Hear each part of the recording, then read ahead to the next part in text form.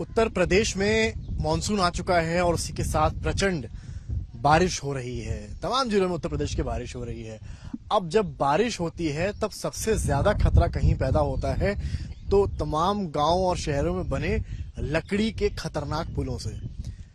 पहले आप नजारा देखिए और फिर मेरी बात समझिए। मेरी मौजूदगी इस वक्त बस्ती में है और बस्ती की जिस गांव से मैं इस वक्त रिपोर्ट कर रहा हूं उसमें आप इस पुल को देखिए और इसका हश्र देखिए क्या हुआ है। यूं तो ये मेहनत गांव वालों की है कि लकड़ियों के परखच्चे को जोड़ जोड़ कर एक तरह से एक साथ सिल कर एक पुल बनाया गया। ये पुल यहां से शुरू हुआ और वहां सामने तक गया। अच्छी खासी नदी का स्पेस है। सरयू नदी से ये पूरी बहाव होते हुए यहाँ पर कनेक्ट होती नदी है। और ये पुल जब बारिश 2 दिन पहले यहाँ पर हुई भारी बारिश, तब कुछ लोग इस पुल के ऊपर से जा रहे थे, जिस बीच में ये पुल धराशायी होकर नीचे गिर गया। इस पुल की अहमियत क्या है ये भी मैं आपको बता देता हूँ। गांव वाले कहते हैं कि यहाँ से अस्पताल जाना हो या विद्यालय जाना हो या पुलिस चौकी ही जाना हो कंप्लेंट लिखवाने के लिए तो उनको यहाँ से वहां जाना पड़ता है। पर जब ये पुल ही नहीं है तो अब ये गांव वाले कैसे जाएंगे, सबसे बड़ा सवाल ये। और ऐसा नहीं है कि केवल बस्ती की कहानी है, गोंडा की भी कहानी इस तरह से ही है। गोंडा में भी एक पुल इस तरह का ही बना है जहां पर छोटे छोटे बच्चे स्कूल के इस तरह के खतरनाक पुलों को लांघते हैं।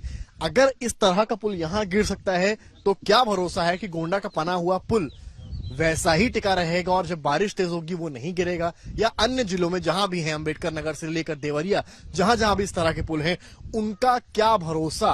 एक शब्द होता है विश्वसनीयता जो इंसानों को लिए कही जाती है, पर उस शब्द का इस्तेमाल शायद इन पुलों के लिए भी करना चाहिए कि आखिर इन पुलों की विश्वसनीयता क्या है कि जब एक गांव का आदमी, एक ग्रामीण इस पुल से चलकर उस पुल की ओर जाएगा और बारिश हो जाए, उसका पैर स्लिप हो जाए तो उसका जिम्मेदार कौन होगा। प्रशासन इसका जवाब देगा, इसका जवाब सेतु निगम देगा जिसकी जिम्मेदारी शायद इस तरह के पुलों को बनाने की है।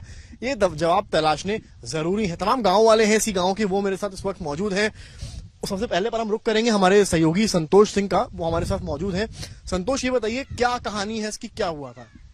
देखिए समर्थ, ये 2 गांव को जोड़ने का ये जो एकमात्र पुल है जो 2 गांव को जोड़ता है। करीब आपको बता दें मैं 40 से 45 हजार जो आबादी है वो पुल के उस पार रहती है और उसके लिए यही एक कनेक्टिंग जो पुल है ये गांव वाले अपने मतलब किसी प्रशासन की से नहीं लिया था, अपने चंदे के पैसे से अपने, क्योंकि प्रशासन सुन नहीं रहा था तो थक हार के अपने ही पैसे और लगा के चंदा लगा के ये पुल तैयार तो हो गया किसी तरह का। लेकिन अब जान ही रहे कि लकड़ी का पुल कितना विश्वसनीय रहेगा। आप सीडीओ से आपने बात करी, क्या कह रहे हो? सीडीओ से हमने जब इस मामले में पूरी बात हुई तो उन्होंने कहा कि देखिए पुल तो पास हो गया है लेकिन पुल का जो बजट था वो पुराना है और जो बजट है वो रिवाइज के लिए फिर से चला गया। मतलब फिर से एक जो गांव वालों को आस जगी थी ये पुल बनेगा। आप देख रहे हैं सामने जो पेट्रोलिंग चौकी भी है यहाँ पे, कुछ गिट्टी वगैरह गिर गई है, सब चीज हुआ। लेकिन वही है कि फिर प्रशासन के ठंडे बस्ते में चला गया है। तो निगम वाले मतलब यहाँ आए थे, सेतु निगम आए यहाँ पे अपना जो है प्रॉपर अपना जो सेटअप था ये सीडीओ कह रहे हैं।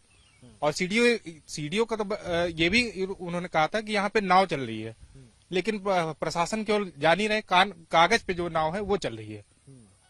दूर दूर तक आपको कहीं भी आपको नाव अगर दिख गई, कहीं आपको नाव नहीं दिखेगी। हमारे सहयोगी ने जब सीडीओ से बात करी उन्होंने कहा नाव चल रही है पर नाव यहाँ पर है नहीं। गांव वाले जरूर हैं जिनके चेहरे मायूस है। पर पहले प्रधान साहब से बात करते हैं। शिकायत करी है आपने, क्या नाम है आपका? अजीत पाल। लोगों से बड़ी परेशानी है, क्या शिकायत करी है आप लोगों ने? हाँ, तमाम जन शिकायत किया गया लेकिन किसी ने कोई संज्ञान में सर लिया नहीं। हम लोग तो ये नई चीजें नहीं, हम लोग पुरानी चीजें हो चुकी हैं। हम लोग कई साल से इसका दंश झेल रहे हैं। पिछले 2 साल से विगत 20-22 महीने से स्वीकृति हुआ। हम लोग तो कई साल से खुद पुल बनाते हैं। यहाँ गाँव की जनता कई बार बेचारे गिरते हैं, पड़ते हैं, टूटते हैं, तब भी थक हार के बनाते हैं। और 4 महीने हम लोग पूरी तरह आवागमन ठप हो जाता है। गांव के लोग ही कहीं कहीं नाव की व्यवस्था कराते हैं। प्रशासन का मानना होता है कि हमने पुल लगवाया है। आज तक कभी किसी को यहाँ एक भी सहयोग प्रशासन से नहीं दिया गया। आप में से प्रत्यक्षदर्शी भी कोई है यहाँ पर जब ये बारिश में पुल गिरा था? आप हैं, क्या नाम है आपका? धर्मराज निषाद। क्या हुआ था? बारिश हो रहा था और बारिश में इतना मतलब तेज बारिश हुआ कि 30 तारीख की बारिश में 1 तारीख को पुल जब बहाव तेज हुआ तो पुल टूटने लगा।